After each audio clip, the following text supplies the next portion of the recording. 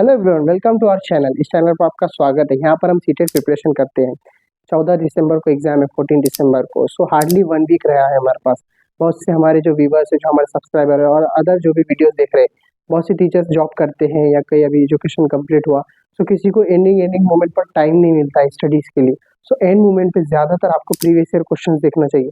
अगर आप previous year question अच्छे से करते हैं तो आपको एग्जाम में ज़्यादा डिफिकल्टीज नहीं आएंगी, मे बी डिफिकल्टीज ही नहीं आएंगी।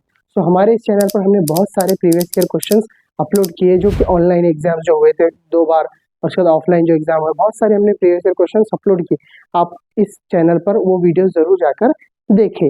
हाँ, अगर आपको ये वीडियो अच्छा लगता है तो लाइक, शेयर और सब्सक्राइब करें और अपने दोस्तों तक जरूर शेयर करें जो प्रिपेयर कर रहे हैं सीटेट के लिए। सो आज हम पढ़ने वाले हैं सीडीपी में 24 जनवरी में पूछा गया था।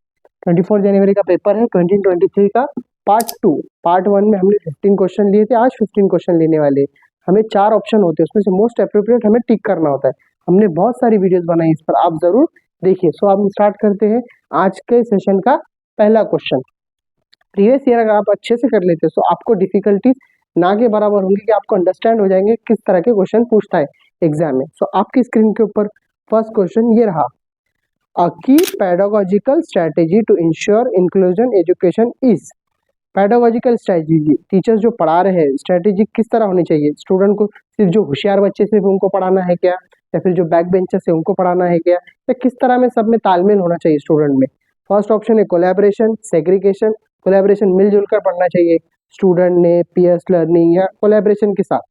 सेग्रीगेशन, अलग थलग कर देना, अच्छे बच्चे अलग, बैक बेंचर्स अलग, मिडल बच्चे अलग, वैसा तो बिल्कुल करना नहीं। सेग्रीगेशन की बात है, वो नेगेटिव पॉइंट है।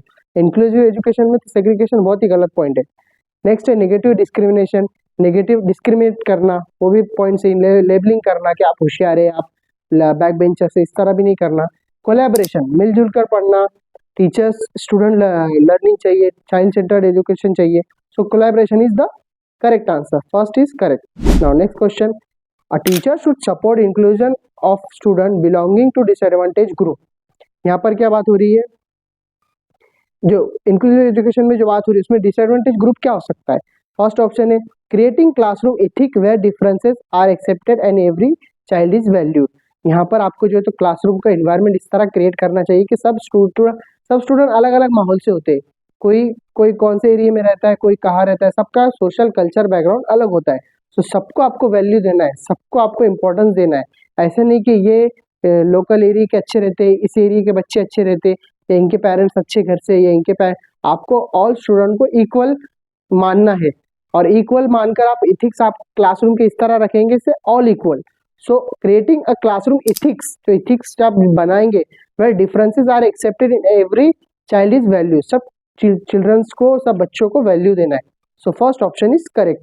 सेकेंड में क्या है, childrens academic abilities. Academic abilities की बात नहीं करना है सिर्फ। थर्ड ऑप्शन है सेग्रीगेशन नहीं करना है। फोर्थ टेक्स्ट बुक नॉलेज की भी बात नहीं करना है। So first option is correct. Now next question आपकी स्क्रीन के ऊपर ये रहा। A child intelligence test score shows that she is above average. Child का जो, अगर बहुत से बच्चे क्लासरूम में अगर आप चेक करते होंगे कि कोई बिलो एवरेज होते हैं, कोई अबव एवरेज होते हैं, कोई मिडल होते हैं, कोई टैलेंटेड होते हैं, गिफ्टेड चिल्ड्रन। सो इस तरह एक बच्ची की बात हो रही है जो test shows that she is above average थी। She is a regular and active in class. Active रहते थे, डेली प्रेजेंट रहते थे। Her mathematics grades and writing skill is good. उनके जो मैथमेटिक्स में जो मार्क्स आते थे वो अच्छे रहते थे, एंड राइटिंग स्किल भी बहुत अच्छी थी। Is good but when give the task of reading, उनको जब पढ़ने का टास्क दिया जाए, reading loudly, her performance is poor. उनका परफॉर्मेंस किस तरह हो जाता था, पुअर हो जाता था।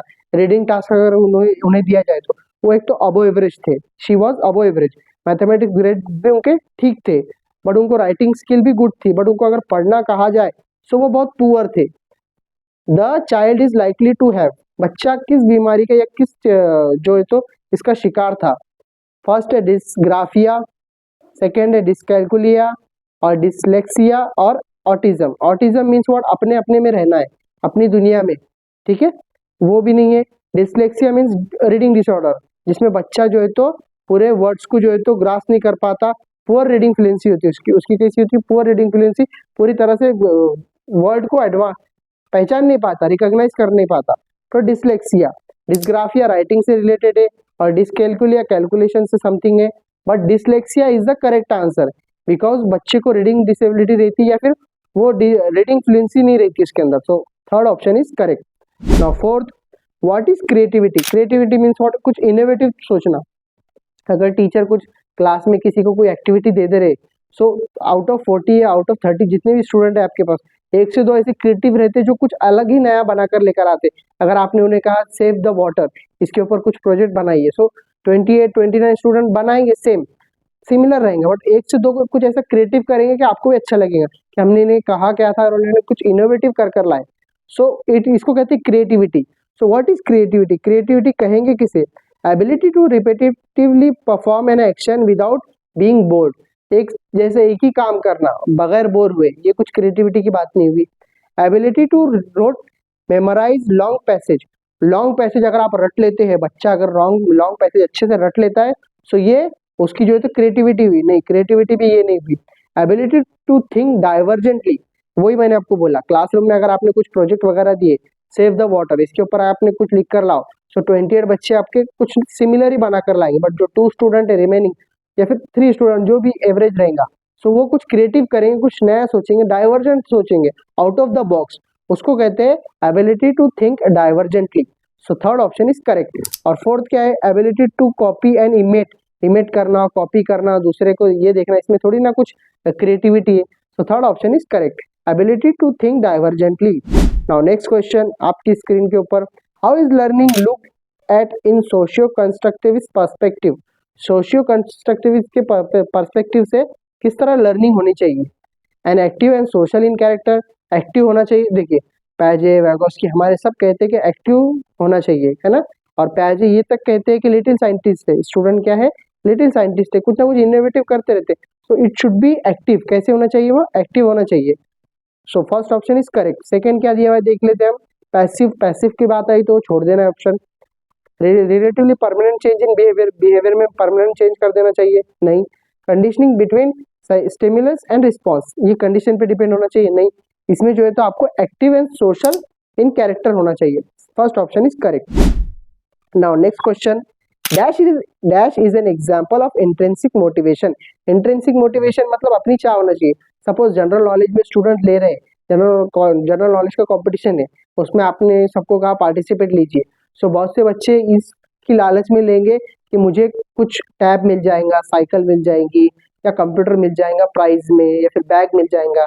बच्चे इसकी मोटिवेशन में लेके, कोई किसी की मोटिवेशन ही होगी नहीं मुझे कुछ सीखने मिलेगा, जनरल नॉलेज के मैं 50 क्वेश्चंस देखूंगा, सो मुझे कुछ नॉलेज में इजाफा होगा, मेरा नॉलेज बढ़ेगा कि किस तरह के क्वेश्चंस आते हैं। सो उनका इंट्रिंसिक मोटिवेशन क्या है कि मुझे जो है तो सीखना है, आगे बढ़ना है, या मुझे कुछ नए क्वेश्चंस फेस करना है। बट किसी का ये क्या होगा कि सिर्फ प्राइज चाहिए। सो इसमें क्या है? First option, studying to get first prize, first prize के लिए पढ़ना है, ये इंट्रिंसिक मोटिवेशन नहीं हुआ उसका, उनका मोटिवेशन क्या है? प्राइज चाहिए। सेकेंड है लर्निंग टू सेटिस्फाई क्यूरियोसिटी। मैंने आपको बताया कि अगर बच्चा अगर सीखना चाहता है जनरल नॉलेज में, उसके कुछ नॉलेज में इजाफा चाहिए, इजाफा मीन्स व्हाट, बढ़ोतरी चाहिए, कि उसके नॉलेज में ये हो रहा है कि अलग अलग क्वेश्चन उसको पता चल रहे हैं जनरल नॉलेज के, सो कुछ सीख रहा है। सो इट्स अ क्यूरियोसिटी उसके अंदर कुछ नया जानने की। सो इसमें जो है तो इंट्रिंसिक मोटिवेशन है उसका, क्योंकि वो कुछ सीखना चाहता है, उसे प्राइज की कुछ लालच नहीं है। थर्ड क्या हुआ है? Completing work to get appreciation मिलना उसको क्लासरूम में, ये भी एक एक्सट्रिंसिक मोटिवेशन होगा, सबने अच्छा बोलना चाहिए। और coming first to get a bicycle, देखिए मैंने आपको बताया था कि फर्स्ट आ गए तो आपको बाइसिकल मिलेंगे, इट्स ऑल्सो एक्सट्रिंसिक मोटिवेशन, आपको कुछ प्राइज चाहिए। बट सेकंड ऑप्शन क्या है? लर्निंग टू सेटिस्फाई क्यूरियोसिटी हो, आप में कुछ नया सीखने की चाहत हो, तो second option is correct. Now next question, effective teaching includes forming positive relationship with student and giving importance to their emotional needs. बच्चों को जो है तो positive relationship with student and giving important दो बच्चों को टू देयर इमोशनल नीड्स को। Correct है, असर्शन करेक्ट है। Reason, emotion and learning are inter related, ये भी करेक्ट है कि आपको जो है तो बच्चों को जो है तो पॉजिटिव रिलेशनशिप बिल्ड करना है with student and giving importance भी देना है, ये भी बात सही है असर्शन की। उसका रीजन भी करेक्ट दिया हुआ है। Emotion and learning are inter related, learning अगर आप सिखा रहे हैं बच्चों को, कुछ पढ़ने के लिए दे रहे हैं, आप बच्चों से कनेक्ट है, सो और लर्निंग सीख भी रहे बच्चे आपसे, तो ये इंटर रिलेटेड है, ये बात भी करेक्ट है कि इंटर रिलेटेड है। सो इसमें ऑप्शन कौन सा करेक्ट होगा, बोथ, फर्स्ट वाला बोथ ए एंड आर दोनों ट्रू है। मैंने बताया ना कि लर्निंग जो है तो इंटर रिलेटेड है, या आपको इमोशन से जुड़ी हुई है। सो सेकंड में क्या दिया हुआ रीजन, इंटर रिलेटेड है। सो क्या इसका both A and R true, but R is the correct explanation of A. R reason जो दिया हुआ है ए का असर्शन का करेक्ट दिया हुआ है। So first option is correct, both A and R true, R is the correct explanation of A. Now next question, mastery oriented learners. Mastery oriented learner को कुछ गोल है, कुछ अचीव करना है। सो लर्नर को क्या चाहिए, सेट लर्निंग गोल्स। देखिए किसी को डॉक्टर बनना है, किसी को इंजीनियर बनना है, किसी को पायलट बनना है, किसी को आईएएस बनना है, किसी को एमपीएससी का एग्जाम क्रैक करना है, इस तरह के सबके गोल होते हैं। किसी को नेवी में जाना है, मर्चेंट नेवी में। सो गोल सेट करना अच्छी बात है ना, मैस्ट्री ओरिएंटेड लर्नर्स के लिए सही है। सेकेंड है, believe that ability is stable and permanent. ये भी बात सही है कि आपकी जो एबिलिटी है उसको स्टेबल रखिए, परमानेंट रखिए, आपको वहां तक ओरिएंटेड गोल तक पहुंचना है। सो ये भी करेक्ट है। सेट वेरी इजी और नो गोल्स, एकदम इजी टारगेट सेट करो कि हमको सिर्फ ये काम करना है, छोटा सा काम करना है, या फिर गोल सीन मत रखिए कि हमको पढ़ के कुछ बनना ही नहीं, हमें तो सिर्फ हमारे घर का जो फैमिली बिजनेस है उसको रन करना है। सो ये लर्नर्स की बात नहीं हुई। थर्ड है, seek help and support to facilitate their learning. किसी की मदद करना और फैसिलिटेट करना उनके लर्निंग के लिए। मैस्ट्री ओरिएंटेड गोल्स के अंदर बात हो रही है set learning goals, learning goal set करो और believe that ability is stable and permanent. So first A and B is the correct. कहां पर दिख रहा है आपको कोर्स में, ए एंड बी, फर्स्ट वाला A and B is the correct. Now next question, questioning by children. अगर आप पढ़ा रहे हैं क्लासरूम में, अगर स्टूडेंट आपको कुछ क्वेश्चन कर रहे हैं तो आप इग्नोर कर देंगे, नहीं नहीं बेटा sit down, will tell you after lectures. नहीं, आप उनको लेक्चर्स में कंफ्यूजन दूर कर दीजिए। When I was teaching maths, I was asking them के एनी क्वेश्चन अराइजेस, आपको कुछ क्वेश्चन आ रहा है मैथ्स पढ़ाने में। सो बच्चे क्या करते हैं, रेज हैंड रेज करते हैं, हाथ ऊंचा करते हैं कि सर हमें यहाँ प्रॉब्लम आ रहा, तो आपको वहीं क्लियर करना है। सो जो स्टूडेंट, अदर स्टूडेंट जो हेजिटेट कर रहे, जो नहीं समझ पा रहे, तो उनको जो कंफ्यूजन है तो वो स्टूडेंट को बताने के चक्कर में दूसरों का भी कंसेप्ट क्लियर हो जाएगा। तो आपको इग्नोर करना चाहिए कि बच्चों को, नहीं, उनको अगेन एंड अगेन बताना चाहिए। बट स्टिल 2 to 3 टाइम बताने के बाद भी अगर उनको नहीं समझता है तो पर्सनली बताना चाहिए, बट इग्नोर नहीं करना चाहिए। सो शुड बी इग्नोर्ड नहीं, शुड बी पनिश करो। आपने पूछा ही कैसे, हमने समझा है बट आपको नहीं समझा, चलो पनिश करो, 10 सिटअप्स मारो, इस तरह करना चाहिए कि टीचर्स ने। No, should not be allowed, allowed ही नहीं करना चाहिए। आप क्वेश्चन कैसे कर रहे हैं, आप बैठ जाओ, you can't ask me any question, आप क्वेश्चन पूछ ही नहीं सकते, इस तरह टीचर करेंगे कि नहीं। शुड बी इनकरेज, आपको इनकरेज करना चाहिए। व्हेन आई वाज टीचिंग के मैं सबको क्वेश्चन करता हूँ, या आप भी करते होंगे, हमारे बहुत सारे टीचर, सो उनको इनकरेज करना चाहिए। If you doesn't understand anything, कुछ नहीं समझा आपको, so you can ask me, just raise your hand, इस तरह आपको पूछना चाहिए। टीचर शुड बी इनकरेज करना चाहिए। So fourth option is correct. Now next question, student learn effectively when the teacher. Student effectively learn करते हैं, आप अगर उनके साथ इंगेज रहे, आप उनको अच्छा पढ़ाने लग गए। सो इसमें पॉइंट कौन सा हो सकता है उसका, स्टूडेंट लर्न इफेक्टिवली, अच्छे से पढ़ सकता है व्हेन द टीचर इस तरह काम करेगा, does not have any expectation from them. अगर वो टीचर एक्सपेक्टेशन ही नहीं रखा बच्चों से, तो बच्चे क्या, आपको एक्सपेक्टेशन रखना चाहिए कि हमारे जो स्टूडेंट है, मेरे जो स्टूडेंट्स है जो पढ़ रहे हैं, सो वो अच्छा कर सकते हैं लाइफ में, अच्छे मार्क्स ला सकते हैं, उनके कुछ जो गोल है वो अचीव करेंगे। सो आपको जो है तो उनके ऊपर एक्सपेक्टेशन चाहिए। Do not have any expectation, ये कोई बात नहीं होगी। सेकेंड है, हैज वेरी लो एक्सपेक्टेशन, सिर्फ लो एक्सपेक्टेशन रखना चाहिए कि नहीं इतने ही बच्चे करेंगे, इतने ही नहीं करेंगे, ये भी गलत बात है। सबसे एक्सपेक्टेशन चाहिए एक टीचर को कि हमारा हर एक बच्चा लाइफ में सक्सेसफुल होगा।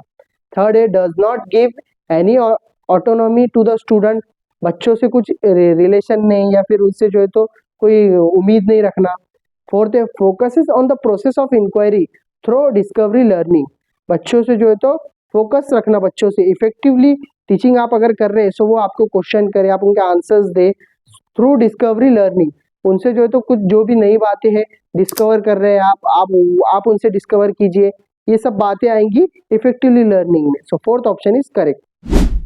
Now next question, during the teaching learning process children are constantly encouraged by the teacher to create new knowledge through exploration, games and various practical activities. This is an example of, बच्चों को जो है तो encourage करना, create new knowledge के लिए, exploration के लिए चांस देना, games and various practice में practical activities में participate करना। तो ये किसका एग्जाम्पल है, progressive classroom in which children have the opportunity to learn by doing and their active participation. बच्चों ने जो है तो कर कर सीखना, तो ये भी अच्छी बात है, अपॉर्चुनिटी देना उनको कि लर्निंग बाय डूइंग से सीखे। सेकेंड है, a traditional classroom in which there is active participation of teacher rather than student in the teaching learning process. Teacher का पार्टिसिपेट चाहिए रेदर देन स्टूडेंट, नहीं, पढ़ाई हमेशा, स्टडी हमेशा चाइल्ड सेंटर्ड होनी चाहिए। So second option wrong. A classroom in which the teacher focuses on child centred, देखिए ये बात हो कर रहा है, मैंने आपको बताया चाइल्ड सेंटर्ड होना चाहिए एजुकेशन।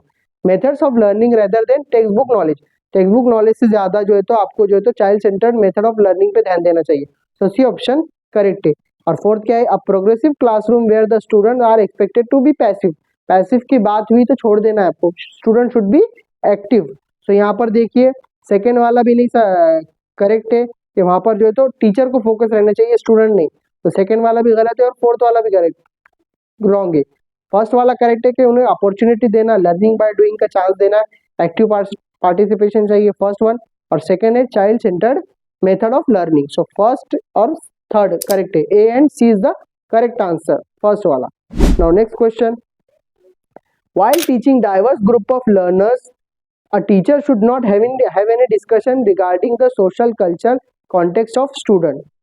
यहाँ पर क्या बात हो रही है, while teaching diverse group of learners should not have any discussion, discussion नहीं करना चाहिए regarding social and cultural context, social और कल्चरल के कॉन्टेक्स्ट में। और सेकेंड क्या दिया है इसका reason, social cultural context do not play any role in learning. देखिए दोनों बातें गलत है कि सोशल कल्चर बहुत इंपॉर्टेंट रहता है स्टूडेंट के लर्निंग में। तो यहाँ पर क्या बता रहा, do not have any discussion regarding social culture, ये भी बात रॉन्ग है। और सेकेंड है social and cultural context do not play, social culture तो इंपॉर्टेंट रखते हैं। आपको पता होगा वाइगोस्की द फेमस साइकोलॉजिस्ट जो सोशल कल्चर लैंग्वेज की बात करते हैं। So do not play an important role any role of in learning, ने एकदम बात गलत है। सो ये क्या होगा, बोथ ए एंड आर, उसका जो असर्शन दिया हुआ है, उसका जो रीजन दिया हुआ है, दोनों फॉल्स है। तो answer is correct, both A and R are false. Now next question, to facilitate deeper long lasting understanding among the student a teacher should, teacher को क्या करना चाहिए, focus on memorisation of concept, student को जो है तो एकदम memorise कर लो, रट्टा मार लो, इस पर ध्यान देना चाहिए टीचर्स को, नहीं। Use the method of direct instruction, direct instruction देना चाहिए कि इस तरह पढ़ो, इस तरह फॉर्मूलेज लर्न करो, इस तरह थ्योरम याद करो, नहीं। Make provisions of for material to facilitate learning by doing, कर कर सीखना चाहिए, किस तरह सीखना चाहिए, लर्निंग बाय डूइंग, करते हुए सीखना चाहिए। देखिए आप ZP और अदर सोसाइटीज के स्कूल में, वहां पर आप देखो, या फिर प्राइवेट स्कूल्स में, वहां पर ज्यादातर मटेरियल आ गए लर्निंग के, कि आप इसको जो है तो कर कर लर्निंग बाय डूइंग से सिखाइए, जिससे बच्चों को ज्यादा माइंड में रहेगा, जहन में रहेगा। सो यहाँ पर क्या होगा, लर्निंग बाय डूइंग, थर्ड वाला ऑप्शन हमें करेक्ट दिख रहा है। फोर्थ क्या है, make verbal presentation and discourage questioning by children, discourage की बात आए, पैसिव की बात आए, they all are wrong. Okay, passive भी नहीं करना है, स्टूडेंट शुड बी एक्टिव, और डिस्करेज नहीं करना है, इंकरेज करना है, एक्सप्लोरेशन का चांस देना है, तो ये भी गलत है। थर्ड वाला option is correct, make provision for material to facilitate learning by doing, कर कर सीखना चाहिए, third option is correct. Now next question, use diverse physical learning material help the children to make progression in learning concept in the sequence of, बच्चे को जो है तो सीखने का तरीका तो कौन सा बेस्ट हो सकता, concrete to abstract, unfamiliar to familiar, higher order to lower order, complex to simple. देखिए थर्ड और फोर्थ तो अलग ही कंसेप्ट है, कॉम्प्लेक्स टू सिंपल नहीं जाना है आपको, सिंपल टू कॉम्प्लेक्स जाना है। सो फोर्थ वाला ऑप्शन भी गया। Higher order to lower order नहीं, lower order to higher order जाना है, ये ऑप्शन भी रॉन्ग है। अनफैमिलियर टू फैमिलियर नहीं जाना है, फैमिलियर टू अनफैमिलियर जाना है। But concrete to abstract is the correct answer. Concrete to abstract means what, अगर आप छोटी क्लास में पढ़ा रहे हैं, लोअर क्लासेस में, तो आप अगर उनको वहाँ चॉकलेट्स दिखा रहे हैं कि ये दिस आर 4 चॉकलेट, ये 4 चॉकलेट्स है, अगर हमने 2 इनको दिए 2 इनको दिए, तो कितने बचे, 2 और 2 गए, तो 2 इंकू गए और 2 इंकू गए, सो रिमेनिंग कुछ बचा क्या, नहीं, 0। सो कॉन्क्रीट आप उनको दिखा रहे 4 में से 4 है, तो 2 - 2 किए तो कितना बचा, 0। सो कॉन्क्रीट दिखाकर आप उन्हें एब्स्ट्रैक्ट की तरफ ले जा रहे, वहाँ यहाँ पर वो डिडक्टिव थिंकिंग कर सकते, सोच सकते। सो यहाँ पर कॉन्क्रीट टू एब्स्ट्रैक्ट। सो इस तरह हमने प्रीवियस ईयर क्वेश्चन के बहुत सारे वीडियोस हमारे चैनल पर अवेलेबल है। ये पार्ट 2 था, जिसका पार्ट 1 इस चैनल पर अवेलेबल है। जो भी हमारे व्यूअर्स, जो हमारे सब्सक्राइबर है, और जो भी अदर्स जो वीडियोस देख रहे हैं इस वीडियो को अपने दोस्तों के साथ ज़रूर शेयर करें, जिससे उन्हें सीटेट प्रिपेयर करने में और क्लियर करने में आसानी होंगी। अगर हमारा ये वीडियो आपको अच्छा लगा तो ज़रूर लाइक शेयर और सब्सक्राइब करें, जिससे हमें मोटिवेशन मिलता है इस तरह नए वीडियोस बनाने के लिए।